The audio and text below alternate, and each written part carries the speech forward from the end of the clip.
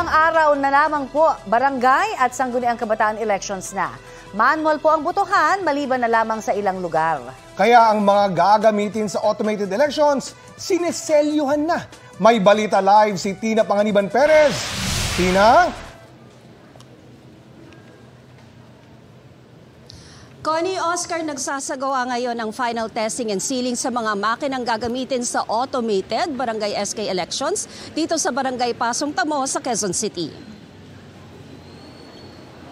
Maaga pa lang inilabas na ng mga gurong uupong electoral board members sa eleksyon ang mga gagamiting vote counting machines, ballot boxes at iba pa na gagamitin sa FTS ngayong umaga. Isa ang Barangay Pasong Tamo sa 3 barangay sa buong bansa kung saan automated at hindi manual ang botohan sa Lunes. Ang 2 ibang barangay ay nasa Cavite. Sa FTS, chinecheck na mga guro ang mga makina kung gumagana ba lahat ng parte at features nito at kung walang nakasave na anumang impormasyon o boto. Sabi ni COMELEC Chair George Garcia, maraming spare na makina kaya maraming pwedeng ipalit kung magkaproblema ang anumang makina. Dito sa Pasong Tamo Elementary School, 72 vote counting machines ang aktwal na gagamitin pero may nakalaang 144 na spare na makina sakaling may masira. Sa Judge Feliciano Belmonte Senior High School, 45 ang aktwal na makina habang 90 ang spare. Sa CBE Town Multipurpose Hall, 16 naman ang aktwal habang 32 ang spare. Sa buong Barangay Pasong Tamo, mahigit 60,000 ang mga botante. Mga aktwal na botante ang lumahok sa FTS ngayong umaga.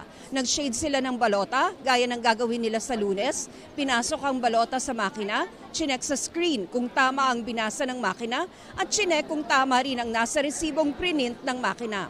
10 botante sa kada presinto ang pinalahok sa FTS. At gaya sa eleksyon, may watchers ding nakabantay ngayon.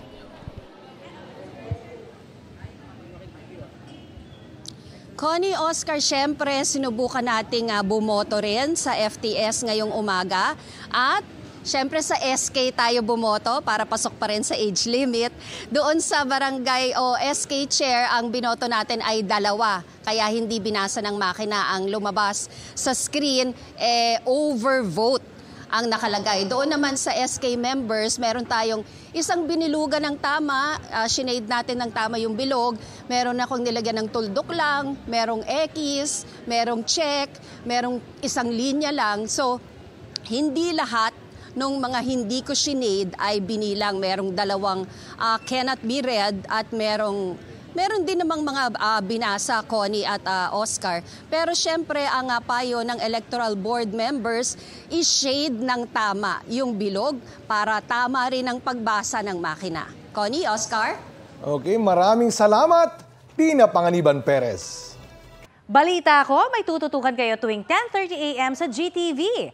Alamin ang mahahalagang balita at impormasyong dapat niyong malaman sa Balita Ko tuwing Lunes hanggang Biyernes.